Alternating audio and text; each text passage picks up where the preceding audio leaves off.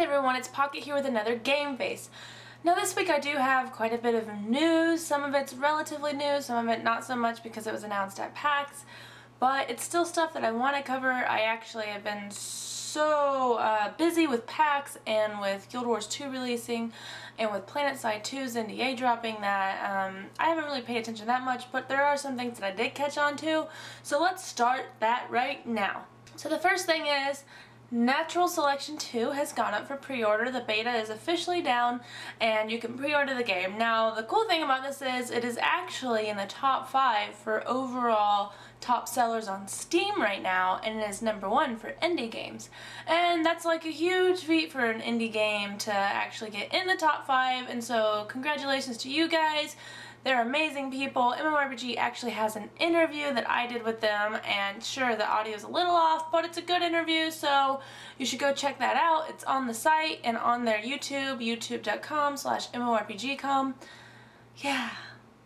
The second thing I wanted to cover is Rift finally announced its expansion prices, and you can get the standard edition for $39.99, and what that comes with is the Storm Legion expansion, the Storm Warden's Cape, which is basically the Plane of Air cape, and I'm not sure exactly what it's going to do, but that's pretty much what was announced. So you get early dungeon access. So if you buy the expansion, the standard edition, you get early dungeon access, which means that around mid-October you can actually access the dungeons that are in Storm Legion. And if you go towards the collector's edition, or the Infinity edition as they call it, it's going to be $59.99. So basically what you get with that is you get like a portal generator, you get a mount, and you get like a mini pet as well.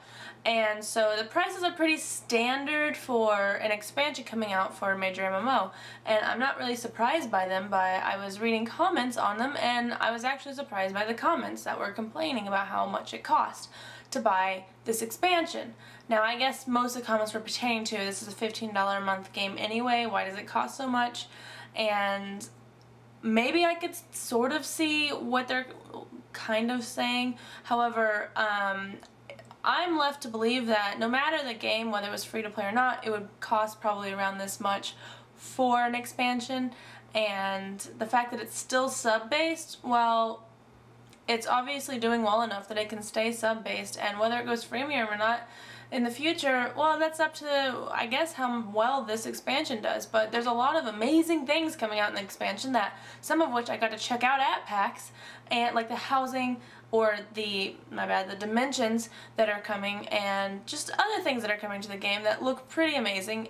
But I guess I don't really see the issue here. If you don't want to pay a sub for the game, there are plenty of games where you don't have to pay for it. And if you want to play this game and you're willing to pay a sub, then, well, you're willing to pay a sub and you're willing to play this game. So I don't really see the issue here, but I guess different boats for different floats, or whatever that, yeah, I just totally, never mind, that was wrong. So Firefall has actually come out with a Founders Package that's available for a limited amount of time, and basically it's the people who are interested in the game or playing the game now can go ahead and pay money to basically become founders of the game. Firefall is a free-to-play game, and so you're not going to have to pay money anyway, so if you don't want to, you don't have to. However, I was taking a look at the founders packages, and some of them actually provide some pretty good deals. Now you have the $15 one, which is the Ensign, and it provides typical, like, it provides a name reserve, you get a tiki mask, and you get a plus 5% XP bonus. Now, in my opinion, that's like the biggest thing in it. And that's the biggest thing in all of them, is the XP bonus. Now you can pay $50 for the Lieutenant and you get a little more options, plus you get a plus 10% XP bonus, which is even bigger. And it's like, I don't know. You go up to Commander where you pay $100 and you get a plus 15% XP bonus. That's pretty crazy that you pay this money, you get a permanent XP bonus for however long you're going to play the game, and if you end up playing for a long time, then you constantly have plus 15% XP anywhere you go. Now for me, that's pretty amazing, and there's a lot of games that you can buy temporary XP bonuses, and I mean they wear out over time, and then you have to end up paying more money to get a permanent XP bonus to that account, which I'm assuming it's to your account and not just to your character.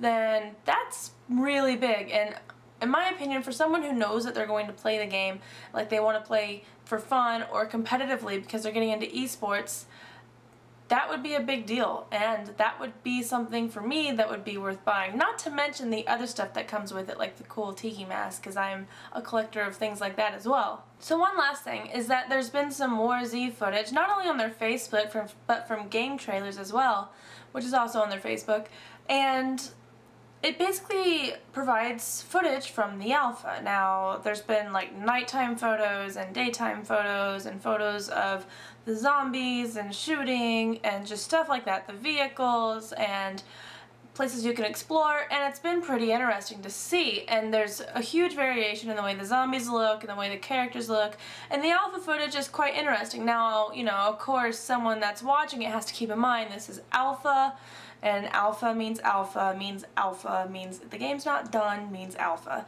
And also there aren't a lot of people on the server, so the people that were playing it was only like 2 people, they were co-oping it. And it was interesting to see like how they had the water and the food on the bottom, and it ticked down like this next to your person, which I'm assuming the person showed the blood. And then it had, like, they showed the inventory, and the inventory was actually pretty tidy. It was really, really well kept. The main guy had some sort of machine gun that had a silencer on it, and I'm wondering if he was given that, or I don't know. As they leak more and more footage, I do get more and more excited about the game because it is starting to look extremely nice, at least in my opinion. And yes, of course, there are still people who are like, oh, DayZ clone, but there are the differences that would separate this game from DayZ quite a bit, actually.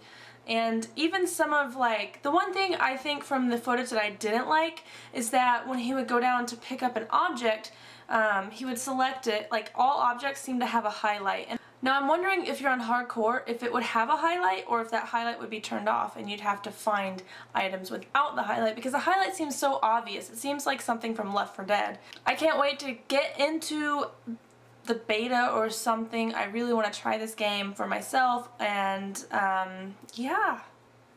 Are you excited for WarZ? I'm excited for WarZ.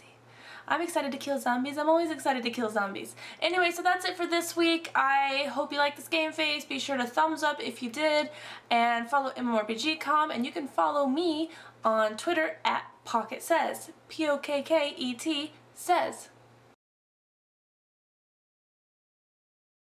And, you know, Firefall's a free-to-play game, so you're not really going to have to pay game. Firefall